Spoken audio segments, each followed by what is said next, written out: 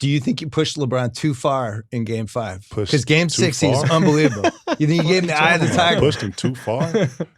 Nothing? Man, listen, let me say something to you. The C's, we didn't give a fuck about LeBron. We didn't fear LeBron, and we didn't think that he can beat all 5 of us. Beat all 5 of us.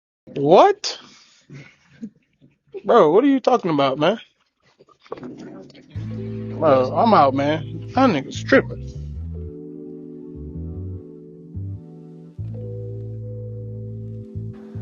And then after I stopped, I was like, that one right there made you the greatest player of all time. No false modesty. Are you the best to ever play this game? I like to think that I was the best. When I leave this game, I like to think that I was the best I ever played in the 15 years that I played.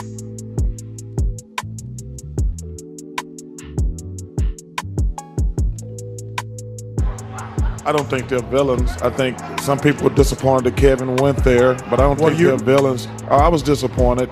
And listen, I'm disappointed at some of the shots Kevin has taken at Oklahoma City. You know, Kevin's been a great player and he's a good dude, but some of these shots he's taken at, obviously, Russell Westbrook and Oklahoma City Thunder, I thought was really unnecessary. Why were you disappointed he left? Well, because I wanted him to stay in Oklahoma City. I want competitive balance. I don't like super teams. I want guys to compete. That's why I was disappointed. Well, but you know what? I totally understand Charles's point. Totally understand it. And a lot of guys in our era, you know, really agree with that. However, our era really never had the opportunity of free agency the way it is set up today. So I would wonder. Now tell Stephen A. Smith he wants out of L.A.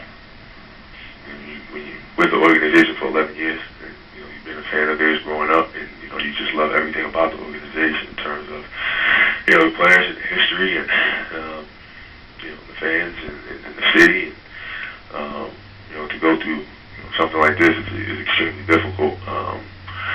You know, finding out about the Shaq situation, and you know, them promising me one thing in terms of, you know, wanting to rebuild right now, and you know, telling Phil Jackson another thing, and you know, it's rough, man. But you know, I just don't see how you can, you know, rebuild that trust, and you know, I just don't know how you can move forward in that type of situation. Well, if you don't know how you can move forward in that situation, you're still under contract with them. Are you saying right here on this show that you want to be traded? Yeah, I would like to be traded. Yeah. There's no ifs, ands, or buts about it. It's not a situation where what if you know? I know before you reportedly said that you would like them to get Jerry West back. Are you saying now emphatically, regardless of what they've done, you want out of Los Angeles? Yeah, I would like to be traded. And as tough as it is to say that, as tough as it is to come to that conclusion, you know, there's no other alternative. You know, they obviously want to move in a different direction in terms of, you know, rebuilding. I wish they would have, you know, told me that, you know, prior to me signing with the team. They obviously want to move in a different direction, and but they want to keep you though, Kobe. They want to move in a different direction, but they don't want to do it without you. Well, you know, you gotta be upfront about that, man. You know, 3 years ago when I was resigning, you know, they should have, you know, told me that they wanted to rebuild, and affected my decision. But you know, don't tell me one thing and then do another. Is there anything that the Los Angeles Lakers could do to make you change your mind and decide that you do not want to be traded? No. Nothing. No. What about their notion that you're locked in for at least the next 2 years before you can actually opt out, and there's really nothing that you can do about that? What do you say in response to people who say you're not going anywhere, you will stay in Los Angeles, and you will be playing for the Los Angeles Lakers next season? You know what? I just want them to do the right thing. Do the right thing, man. They know what they did. You know what I mean? They know the situation that they painted. You know what I mean? Do the right thing, man. Do the right thing. You know you was trying to rebuild. You told me something different. I resigned because of what you promised me.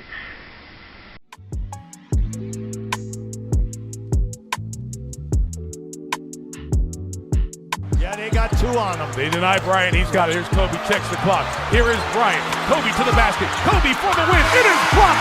And the Chicago Bulls with an opening day victory. Kobe Bryant, the young rookie straight from high school. 8 seconds left. Bryant guarded by Russell. 5 seconds left. 4. Bryant drives, pull up, shot on the way. No good. Carmelo rebounds. We go to overtime. Bounce wide right. Van Exel fakes, knock away. Cross court left. Open Kobe Bryant for 3. Another air ball. He shoots back-to-back air ball. Jazz basketball. That's hard to believe. Van Exel, yo-yoing. Van Exel backs it out straight away to Kobe Bryant.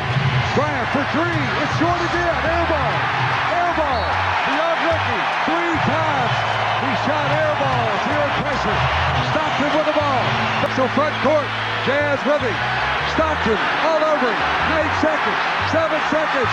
Here's a three-pointer. Air ball again. By Kobe Bryant. Another air ball. 4 seconds left. It's Stockton. It's over. It's over. Abu believe. It's over. Right, my legs. Fucking you kidding me? And he's the one that drafted Bynum, so he's not gonna let him go. Fucking ship his ass out. You talking about Jason Kidd, but he didn't want to do that. They think Andrew Bynum's gonna be. So now we sit here in this fucked up position. What's Andrew Bynum's potential?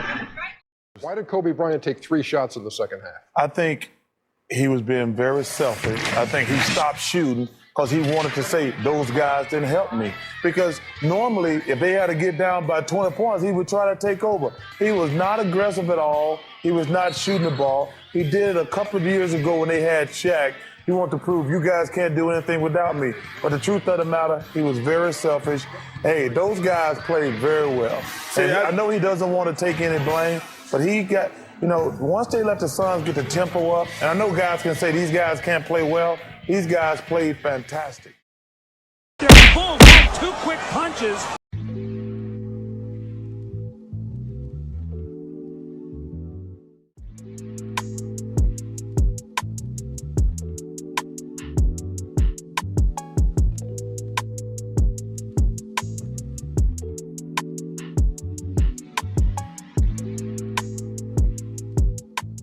Part of the problems, Kobe, at least as far as your relationship with Shaquille O'Neal, go back to your court case where it was revealed that you had suggested, and I don't have the quote exactly, that Shaquille O'Neal maybe has paid off women in the past. When's the last time you talked to Shaq, and did you ever apologize for those statements? You know, I haven't had the opportunity to talk to him directly. But if I do get that opportunity, I definitely. Why not, Kobe? It's been months. Why not? Man, I can try to track him down, but I don't have his number or anything like that. Man, I was able to get a message to him, through a mutual friend. Let me ask you this question. One of the things that Shaq would say, and I know him pretty well, is that Shaq would say he's not hard to find. If you really, really wanted to find him over the last 6 months or so, it should have been relatively easy to find him. How do you respond to that? Well, I respond to that is, you probably got his number. I get it from you, and I call him today. I got you. You know what I'm saying? It's really that simple, man. Check it. You know how I be.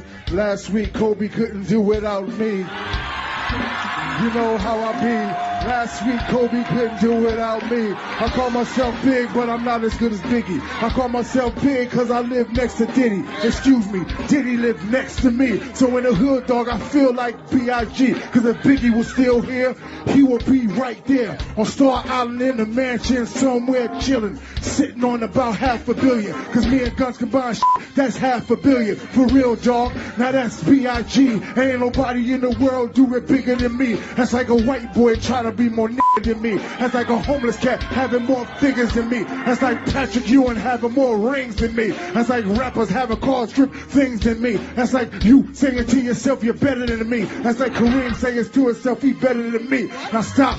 Think about that. It ain't about that. It's about B.I.G. a.k.a. Big Shaq. Now that's the difference between first and last place. Kobe, nigga, tell me how my ass tastes.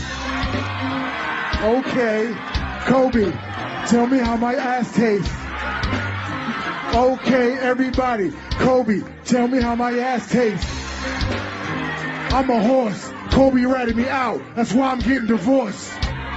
He said Shaq gave a bitch a meal. I don't do that because my name's Shaquille. I love him, but don't leave him. I got a vasectomy. Now I can't breed him. Kobe, how my ass tastes. Everybody, Kobe, how my ass tastes.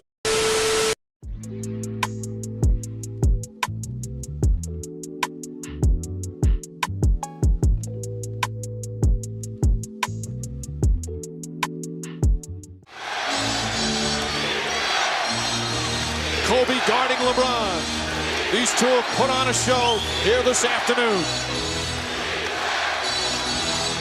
James puts it up, puts it in. Cavs by 3 with 20 seconds remaining. 39 for LeBron James.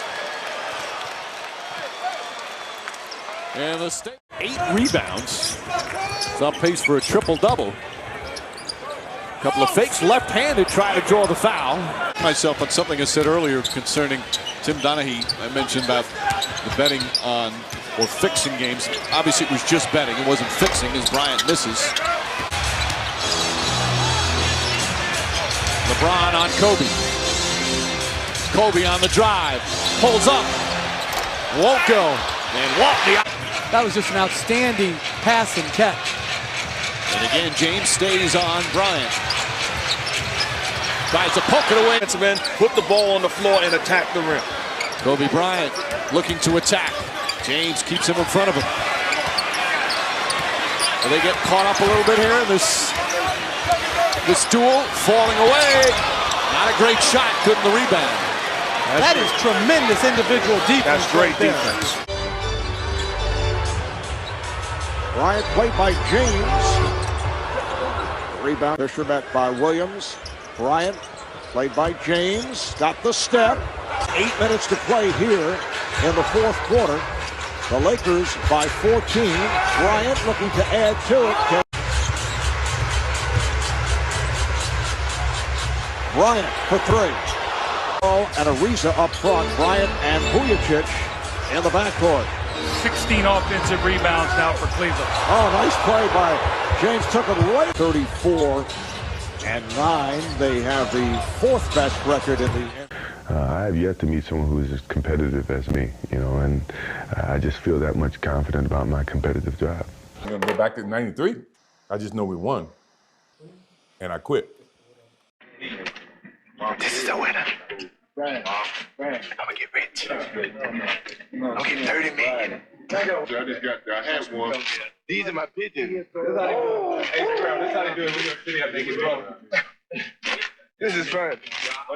We just lost the Boston Celtics, but guess what? I'm winning! Yeah! Two fellas with characteristic. And now 10 of 25 from the field, 40%. Foul on Payton, that is his second. And here comes Hersey Hawkins for Nate McMillan. An ovation for McMillan. Jordan trying to get post position and good pressure inside there by Gary Payton. 40 remaining. Third quarter. Roberts lead 75-59. And a technical foul being handed out by Bill Oates. Joe Crawford into. It's just been nothing. So the Bulls lead by 5. Final seconds of the half. Jordan. And he was tripped up. That won't count. Gary Payton. That's 4 on Hawkins. So again. Players. Russell trying to close that baseline. Longest active tenure with one team, and he's done a terrific job. Could certainly put together a strong argument for Jerry Sloan. 19 points. Stockton with 12 points, 6 assists. That's it. Matt Gukas prior to games. Not looking for movie passes. Right. All by. Every time you hit him, he was crying. Oh, motherfucker! You know what? Going to David Stern's office, going to the commissioner's office, having a meeting about getting hit, getting fouled. You got to change the rules. I'm like, wait a minute. I watch Dr. J get beat up. I watch Magic get beat up. I watch Max get beat up. I watch Bird get beat up. I done got beat up. Everybody get beat up. But wait a minute. Now we got to change the rules because hit. Wow.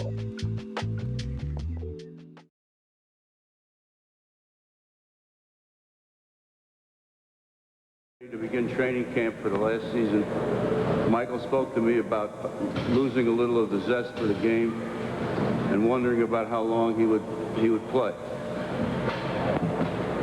Of course, course, he did play, and we won another championship. Several weeks ago, at the Jordan Foundation dinner, Michael again brought the subject up and said that he was considering not playing. I asked him at the time not to make a hasty decision, to be sure that he thought everything through, and that when he came to that decision, it would be one that he could live with and one he was absolutely certain of. We agreed at that time to get together in a couple of weeks. We did last Sunday, October the 3rd, Michael and Curtis and David Falk and I met in Washington at David's home. Michael reaffirmed his decision. I made absolutely no attempt to talk him out of it because I was convinced it was the right thing for him to do. I only asked him to do one thing, and that was not to make the decision final until he spoke to Phil Jackson and to Jerry Krause, which he did, I guess it was yesterday morning.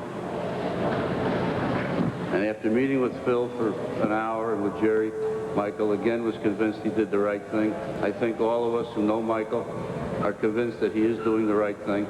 He's living the American dream. The American dream is to reach a point in your life where you don't have to do anything you want to do, you don't want to do, and everything that you do want to do. So we respect the decision. We're sorry to leave him, to see Michael leave, but it's really been an honor and a pleasure for me and for the people of Chicago to have had Michael here for 9 years. I can only imagine what it was like seeing Babe Ruth, because I think this man, I used to say, was the Babe Ruth of basketball. I've now come to believe that Babe Ruth was the Michael Jordan of baseball. Michael? Thanks, Jerry. I think everyone knows exactly what the circumstances are right now in terms of my decision not to play the game of basketball in the NBA. Doesn't mean I'm not going to play basketball somewhere else, but I've talked to all my confidants, my family, my friends, as Jerry has just informed you, to the organization. I even talked to David Stern as of yesterday and even today, and I'm very solid with my decision of not to play the game of basketball in the NBA. Reasoning being, I've heard a lot of different speculations about my reasons for not playing. All right, have y'all heard about like the biggest Michael Jordan conspiracy that there is? Oh, I love the betting. Yeah. Well, it's kind of got something to do with that. So, I'm just gonna walk us through it. I'll hold your hand. Hold my hand. Hold my hand. Kroger. Basically, you remember when he, retired the first time because he said he was, tired of basketball and went and played baseball, and it was like kind of random, which Michael Jordan being tired of basketball, if you've ever watched The Last Dance, that's very hard for me to believe. And the more I dove into this, the more stuff started making sense. So, well, if you look at some factors across the timeline, his father was murdered sitting idly just in a parking lot. And it was rumored that Michael Jordan owed millions of dollars and was in debt to guys in the mafia, guys you do not want to be in debt to, and that he was possibly betting on NBA games, which wouldn't be the first time that something shady happened with the NBA and people betting on games. That's Tim Donaghy. That's another story for another day. What it seems to me, and what the conspiracy theory is that Michael Jordan was secretly suspended, and they launched an investigation on what happened with Michael Jordan, who he owed money to, if he did owe money, was he betting on NBA games? This investigation took a little while, and when it ended, Michael Jordan just magically goes back and starts to care about basketball again. I will never doubt the mindset of Michael Jordan. Yes. Not wanting to win more. What was The Last Dance about? What have you always preached about Michael Jordan? His mindset is completely different than any other player who's played in the NBA. So you're saying all of a sudden, we won 3. I'm done with it. There's something fishy. Yeah. You spoke on the Michael Jordan situation. Yeah. How involved were you, in terms of your, well, I'm not going to say your involvement, but how much did you know about that whole situation? Because Jordan himself was a serious gambler. Yes. You actually referred to him as a degenerate gambler. He's a big gambler. Big. I mean, Michael gambles on everything from what my experiences, what I was told, and people that know him, yes. Okay. Did you personally know him at all or no? I met him. Actually at an NBA deal that we had, an event, yeah. Okay, but he never gambled with you? With me, no. Okay. So he had this serious gambling problem, and then his father gets murdered. And there was always speculation if one had something to do with the other. From what you know, Again, I don't have firsthand knowledge of this, but being that I was working with the NBA at that time, I was told two things. One, that he was told to leave the NBA around the time that his father got murdered because stories were about to come out and there was a lot of heat on the fact that because of Michael's gambling habit, his father paid the price. And the NBA didn't want the press, so they asked him to leave for a while. That's when he went to play baseball. And then when things settled down, he came back. The plan was always, from what I was told, for him to come back. Now again, I heard this from a source I believe was pretty knowledgeable, somebody I knew pretty well inside the NBA. So for me, it's secondhand information, but I thought it was reliable. And then putting it all together, knowing that Michael did have this gambling issue, that is very possible that that could have happened. So you're saying there's a strong possibility that his father was murdered because he wasn't paying back his gambling debts? I don't know. Again, I can't be specific. I don't know if it wasn't paying back. I don't know what, again, the specifics of it were, but I was led to believe that it had something to do with his gambling problem.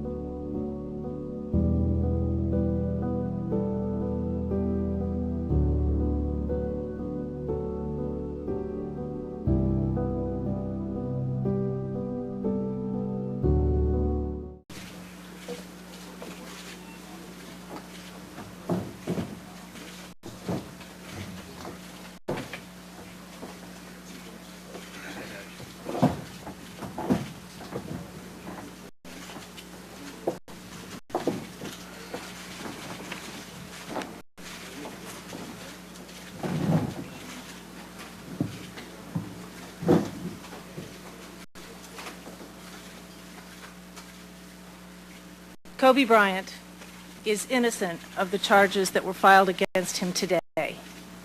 He stands falsely accused of an extremely serious crime, a crime that carries with it the potential of a life sentence. No prosecutor should file charges unless the evidence is so strong that the case can be proven beyond a reasonable doubt. The evidence in this case falls far, far short of that standard. The accusations in this case cannot be proven because they are false. Kobe Bryant did not assault his accuser.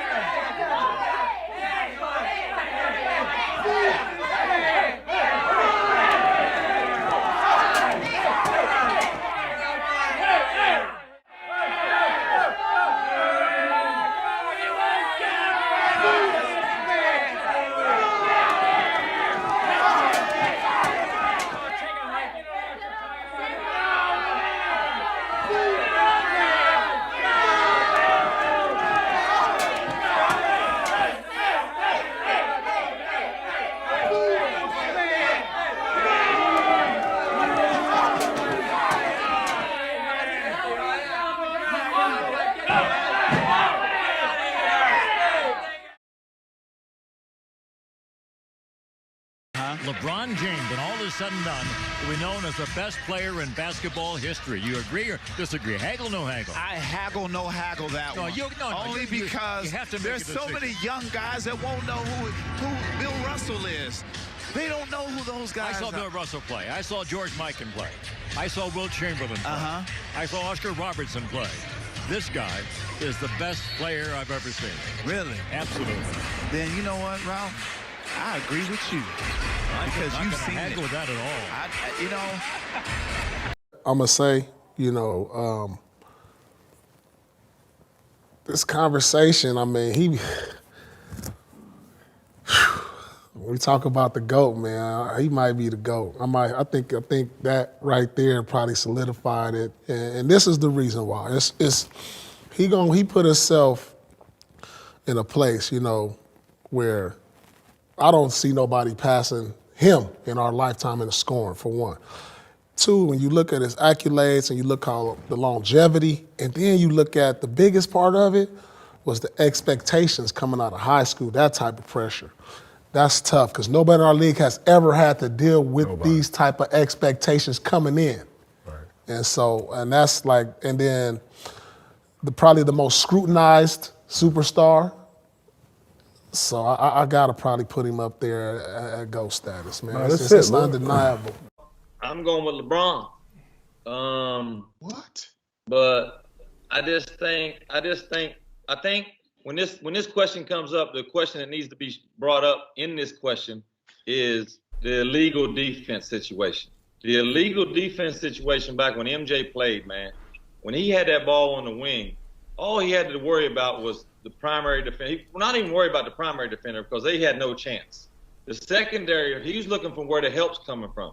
And back then, the help had to come from the weak side block.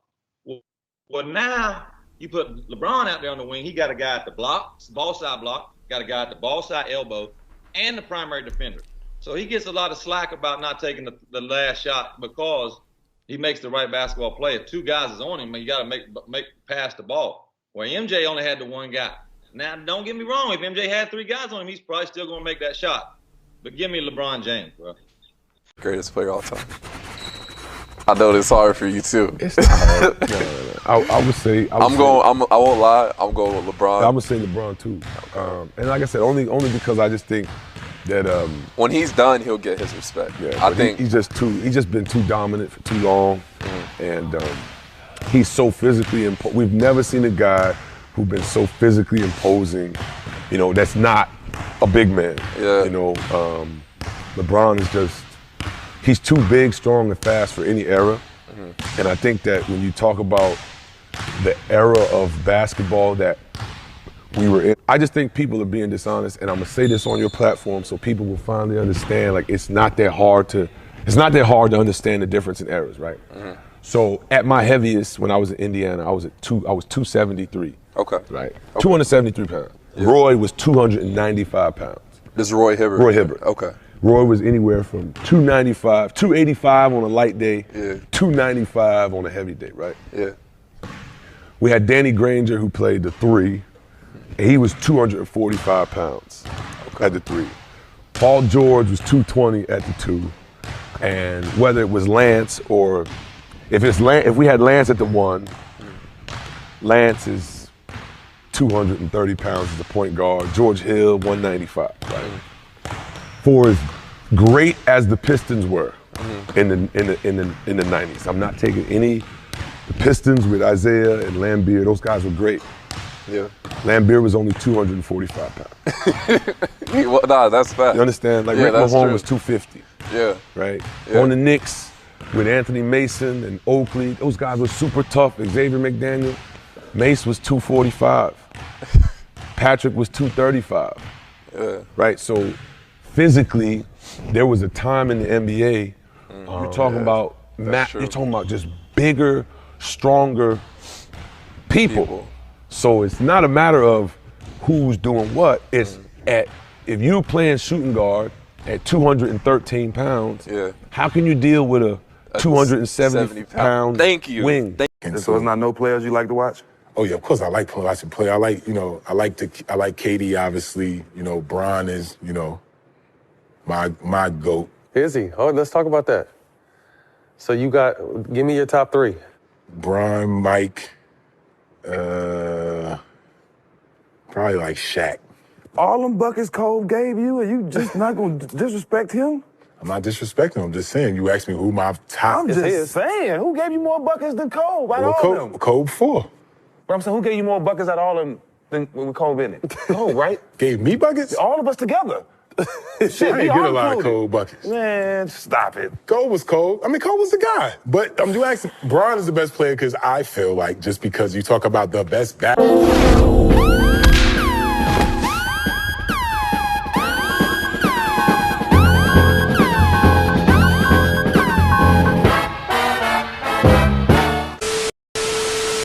James against Jackson. Size advantage, LeBron. James on the duck through. How sweet. 3 straight hoops for James in different ways. Fakes the shot, steps up and under, just like you teach it. Of course, that finger roll. Strength to snatch off the Artest miss. James returning. LeBron with 14. Glide into the hole. That'll get him out of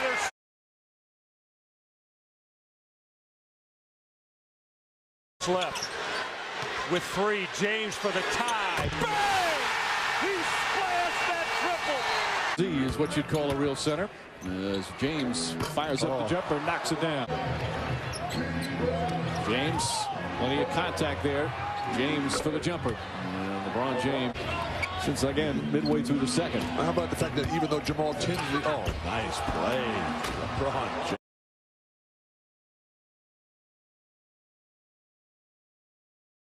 At Charleston, he's 3 for 3. LeBron James with a look at it, he'll lace it back for the 4-day break. Well, Michael, you kind of expected that. Then, like you said before, you could go either way, and now they just have to get their game timing back and get a little more movement on offense. LeBron James, that tough fadeaway jumper I missed with that rather severe high ankle sprain. LeBron James changing direction. Followed back. LeBron James, Steven Jackson. Quite a matchup between two of the real athletic players of the NBA. Look at LeBron. He did that 180 pirouette.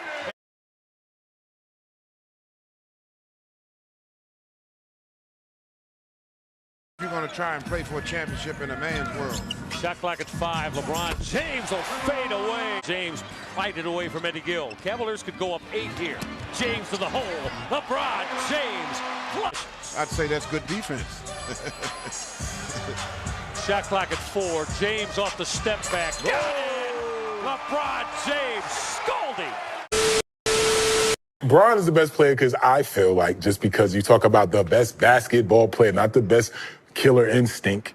You understand what I'm saying? The fact that he can play all 5 positions, the fact that he's done this shit for 17 years consistently, no drop off at any time. And we've been saying, well, not we. You can excite you big teething right now, like you really feeling this. But I'm saying he is the best all-around player of all time. It's not far. Oh yeah, there's no question. All right, dude. The reason that I feel LeBron is the GOAT is because during pressure times, he still makes the actual right decision versus what us fans and the public wants him to do. You know, and that's what separates, you know, him from Jordan and Kobe, where if you give Jordan and Kobe those Cavs teams, they wouldn't have made the playoffs. Big LeBron guy. LeBron. My favorite NBA player is LeBron James. LeBron James. It's not even close. Growing up, say LeBron. LeBron was always my favorite player. Growing up, just watching basketball. LeBron, because he's been one of my favorite players throughout the years. My favorite NBA player growing up is LeBron James. Just seeing him dominate and still dominate now is pretty cool. Because why not LeBron? He's the GOAT. I actually met him at the All-Star. He already knew me, and it was pretty crazy because I've been looking up to him since I was like a baby. And obviously, you know, he's still in the league, so to play against him is going to be pretty cool when I have that opportunity. My favorite NBA player has to be LeBron. Just growing up watching him, I feel like in my generation, that's the player that everybody watched. He is a better all-around player than Michael in that he has more skills than Michael. I got to get, well, I mean, come on. I mean, he's a point guard. He's a better passer. He's a little better rebounder. He can play defense. LeBron is not as good as Michael Jordan? Come on. What do you think? LeBron is in a class by himself. right, go ahead and talk to him, Clyde. Well, I played against Michael, and Michael was phenomenal. I mean, there's nothing I can say. I love the guy. Absolute great character. Wait, is there a but to this? No, but you know, you got to look at eras. Michael dominated his era. LeBron dominated his era. I'm one of those guys who don't like to compare eras. You just have to do what's in front of you. And look at LeBron's numbers, you look at Michael's numbers, they're very similar. LeBron, I think he made it to the finals with a couple guys that we can't even remember. Michael Jordan is probably the greatest scorer to ever play in the game. But I may go as far as to say LeBron James may be the greatest player to ever play the game because he's so potent offensively that not only can he score at will, but he keeps everybody involved. And you have to be on your P's and Q's on defense because no guy on the basketball court is not a threat to score when LeBron James is out there. He's done a phenomenal job with the things that he is doing on the court now. I'm a big Michael Jordan guy. I mean, that was my era. But LeBron's making a great argument to be, you know, one of the greatest, if not the greatest. The Cavaliers have LeBron James. Right. He's the best there is. Yeah. Do you think he's better than Jordan? Oh, yeah. Really? He's 6'8", 285, runs like the wind, jumps out of the gym. And from the moment he walked in the league, his teams won. What you guys are missing, and Shannon probably knows it better than anybody else, is the game is a team sport. So individuals don't win championships, teams win championships. You know, and you're only as good as the team can take you. You can only go as far as the team can take you. So 3 and 5 doesn't mean anything. I'm more impressed with 8 finals than I am with the record in the finals. I'm with you, Doc. If he was 0 for 8 in finals, that would still be an amazing achievement. That's like going to 8 Super Bowls. There's really, you know, very few players. I'm trying to think if there's anybody besides LeBron that has had that combination of speed and size and athleticism and strength. So I think it's, I mean, look, LeBron is, I think, the greatest player to ever play. So are you saying LeBron is better than Michael Jordan? I would pick LeBron James. You would? Yeah. If I'm trying to build a team. If I'm trying to build a team, now that ain't sour grapes. Hold on, come on over here and talk about it, cause I won. Okay, he did. You can't be dismissive of what I did. Okay, so let's keep it real now. So a lot of discussion about who was the GOAT. Who's your take? Who do you have? You know, I think that if you look at MJ, he was a prolific scorer and played defense like no other. He's always first team, you know, all defense. But LeBron's different. He's like a hybrid of MJ and Magic, which is so different because he's bringing the ball up a lot. MJ never really did that. I mean, he had Pip as a point forward, you know, a lot of times, and you would think that that's kind of LeBron-ish, but they're very different in how they help both teams. You know, what MJ did, you know, getting to the finals and dominating the league like he did it in a different way than LeBron's doing it, just because of the nature of their body, the build, and their game, and their mental makeup. But at the end of the day, you know, to dominate something is one thing. You know, every player out here can have one good week, you know, and blow away the field. Okay, great. And what LeBron has done for 15 seasons now, it's just remarkable because it's that type of longevity, and to be able to be up for that long a period of time, and to be able to adjust as well, because we all know as we age that we're not going to be as athletic as we used to be, and so you have to do it different ways, and to be fluid and adjust and still be that talented and that good. MJ, Kobe, Bron, rank 'em. Uh-oh. MJ, Kobe? Bron, rank 'em.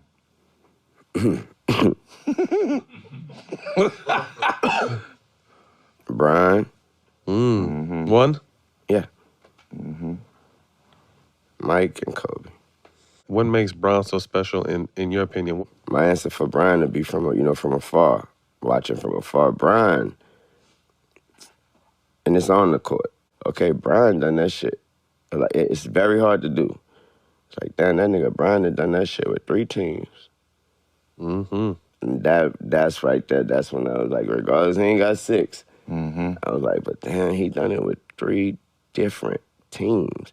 And not on one of those motherfucking teams did he play road 2. He still can get 6 though. That's the scary part. Yeah, definitely. Definitely. That's crazy. Yeah. And so that right there is what tipped him over the Jordan scale for me. Because you already know I was Jordan. You couldn't even have that conversation with me. It wasn't even a conversation until I had to really think, like, you know what? Slim's still in this shit. 20 years strong. You know what I mean? I'm like, Slim is fucking amazing. He been amazing every year, ever since. Like, he ain't never. In his prime, always. Yeah, like, when they be saying, you know, like, you need to retire on top. Shit. You know what I'm saying? You know, that's just a cliche. You need to retire on top to anyone. They be like, you need to retire. I love to retire on top. It's the best way to go out. Like, that nigga Brian don't even know what the middle feel like. What you talking about? Like, that nigga, that's all he ever been. Like, so that right there is just amazing. You know what I mean? His longevity and whatever he did doing to his body or with his, or whatever. If that nigga, he must be praying a million times. That nigga, he's protected. You know what I mean? And I respect it. I just put my guard down and said, Bron, you the best. You got it. You got it. Greatest ever. You got it. Wow. Over your bull? He's going to be my favorite competitor ever. There will never be a competitor. We're talking about Jordan. Yeah. But we're talking about a face for basketball. LeBron James, you have done a phenomenal job. If they ever ask, yeah, for real. And that's bro. You know what I'm saying? But I'm talking about him as LeBron. Like, I'm taking my broness out of him. Like, outside looking in. It took J.J. Redick's quote for me to get to here. With this quote that I seen on the gram where he was just breaking down the numbers and all the, like, historical myths about LeBron. And he like, let's break each one of them down. Like, they said he's not clutch. He's got the most clutch points. Like, he just broke it down. Like, and I was looking like, damn, bro, have I been hating? Like, is Jordan that fire? Like, do he just be doing, is the shoe that cold? Is it the palming it around the little guards? Like, was that, you know what I'm saying? Is it that why I got him up here? Is it, what was it? I'm like, what is it that is disturbing me to say anybody is better than this man? Like, you get what I'm saying? Well, for you, it's a lot, though. You from Chicago. For sure. You grew up your game. But I'm just looking at all the challenges as a man, as a representative of basketball. Like, I can't down you just because your like stats don't line up completely the same with Mike and all this other stuff. But like once he was the leader of all the points, I just really start like looking at his career and what he's done and how old he is. And like we trying to figure out, is he waiting to play with his son? I'm like, that's a crazy thing to talk about. Nuts. Yeah, that's crazy. He said, like, what are we talking about right now? He said he was like, I'm not retiring until I get to play with Bronny. Yeah. But that's like, do you hear what we say? How would they even say that? How like, that's crazy. Yeah, that's nuts. That's definitely like your body, and his body is holding up. Like he could play in the post for another 5 years, bro. Easy. And we got to spin the block, but I hope we get a chance because I don't know like how many more years he wants to do it. Like he's been doing it since bro. I'm telling you, bro, I know, like I was a Bron fan back then for sure. Saw the whole process, played 2K with him, bro. So he won his what? He won his ring. Yes. Old is what's his name that plays on the Heat? Haslam? That's old. No, they're both old. Why? He's Explain that. The greatest player to play. Because you said it yourself though. You old. He's still getting double teamed. But and he old? Yeah. He's good. He's still effective. He's still nice. That doesn't mean he's not older. He's the greatest to play. So. My top 5 is LJ number 1, MJ number 2, Kobe number 3, Steph number 4, Shaq number 5. You got Bron first. Because what Bron has done. Bron started in 03. By 2005, Bron was the best player in the NBA. In 2020, he was still the best player in the NBA. When you look at the team that Bron has carried to championship or carried to the final, MJ didn't beat the greatest team ever assembled, nor did he run up against the greatest team ever assembled every year. You look at the skill set that Bron had. There's nobody that has ever played the game of basketball that can do what LeBron James does on a basketball court. I love MJ. I think MJ is incredible.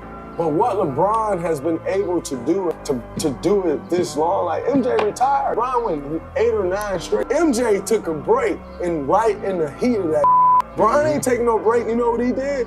Went again and again and again and again. That's why it's Bron over MJ for me. Can you imagine all the pressure there was on LeBron at 18 years old? He was supposed to be the next Michael Jordan, and just everything he was going through as somebody so young. The whole LeBron thing bothers me because he's one of the greatest of all time.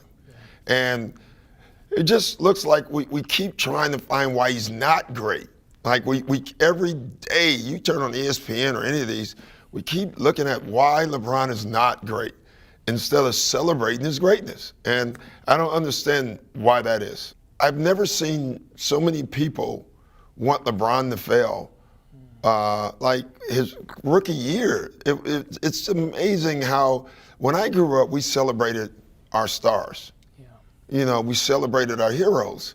And now we don't even let them be stars or heroes. We're looking, we're nitpicking, we're tearing them apart. He was also 19 and 20 and 21. The people who were criticizing him were 55, you know, and they were looking at it through the lens of a 55-year-old or 60-year-old or 70-year-old, where they've seen these mistakes and they've seen all the experience and they've gone through all the experiences of life. And they thought LeBron should know at 20, at 21, at 25 even, you know, that he should know how to lead a team. He should be, he should know how to talk to players when they're down. No, you don't. You learn that with life. He was a basketball savant, but he wasn't a life savant. Yeah. You know, no one is. Yeah. You become that through life. You don't just get that. That's the one thing I've always said. There's a lot of born leaders, but you're better at it the older you get because of life experiences. You don't get that as a shortcut. You can shortcut in sports because you're so great that you can be great at 19 and 20. But the leadership part, you know, look at Kobe. I mean, Kobe early in his career, and you just go by. Look at Michael. It took Michael 7 years to win an NBA title. It's because he didn't trust. He didn't trust the system. He wanted to dominate himself. He didn't get the importance of using his teammates and using everyone else. But no one criticized Michael back then. And the difference between Michael and LeBron, when Michael came in the league, he surprised everybody how great he was. When LeBron came in the league, they expected him to be great, so it was already on him. Michael, in some ways, we allowed him to grow into greatness. We didn't allow LeBron that, and he still overachieved. LeBron is better than anyone ever thought, which is amazing. When you think, if you read it, you should go back and read the articles about LeBron coming into the NBA and then say he overachieved that. It's remarkable. LeBron James is the greatest player ever. That's what I say. I greater than Michael Jordan. Yeah, I think so. I wouldn't have Michael #2 either. So what? You know, but see, I'm a guy until those guys came around. Now I'm going to go really old school on you and go back. Oscar Robertson. I mean, what people don't realize, first 5 years in the league, Oscar was averaging 30, 10, and 10. Like for 5 years, Jalen, for 5 years. So at the risk of then taking this to a place that many in the audience won't know, everyone knows LeBron versus Michael. In that debate, you go LeBron. Yes.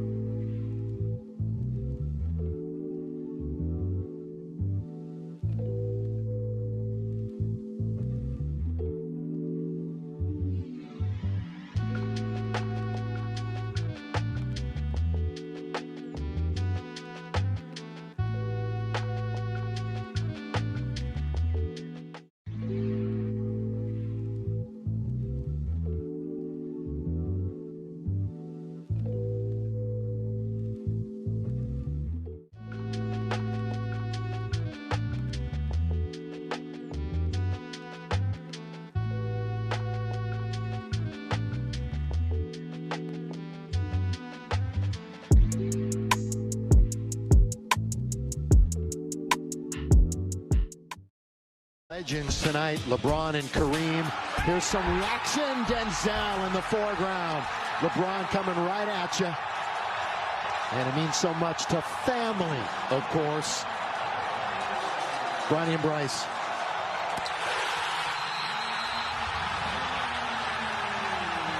And Zuri, the little Zuri. And Gloria and Savannah.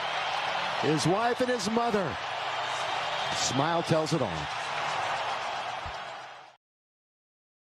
So we know I'm a Michael Jordan fan, but I'm not gonna do the stronghold. Michael Jordan is still the best player ever. That was my next question for you. Right? I'm not gonna be that dinosaurish. Here's why. I was in the league when LeBron James' name came, right?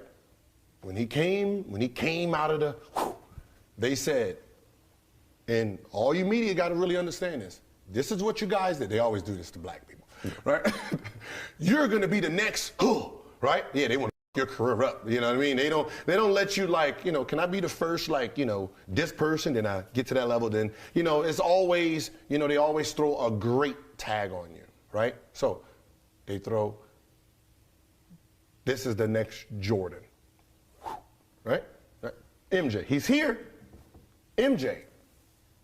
Also, they threw an extra one. They mounted that shit on the next Magic. Y'all hibernated this, right? Y'all gave, this is like a Ligra. You made the Ligra. You made this man be a Ligra up here, right? Magic, MJ. Liger got me going, bro. Right? Is it right? You Ligers and tie guys and all that. Yeah, you put this. You're basically created an individual that was supposed to be a unicorn, right? By these two. The best point guard ever. Thank you. The best player ever. Until LeBron. Yeah. Right? And then he gets here, and then you want to pretend. You're going to pretend that he's not better than just the one player you said. He caught both players. Then he caught an extra who's leading everybody in scoring. He surpassed him. And then you want to get to, well, he played on different teams. He got the load, man. He played Then you want to throw all this extra shit in. No, fuck all that. Fuck all that. What does he have to do to say he's the best? If you say Michael Jordan is the best and he's the best because of the scoring shit, and I surpass it, I don't give a fuck what you're talking about no more. I don't care what you're talking about no more. Your invisible, statistics, he would have played all 5 years and he would have, I don't give a fuck about none of that, right? This was what I was supposed to be. I did that. And then this is just in case you want to throw him in front of me, I'm going to top that shit too. That argument is over. Oh, he did it in 6 years. I don't care. Or he only played, so I don't give a fuck.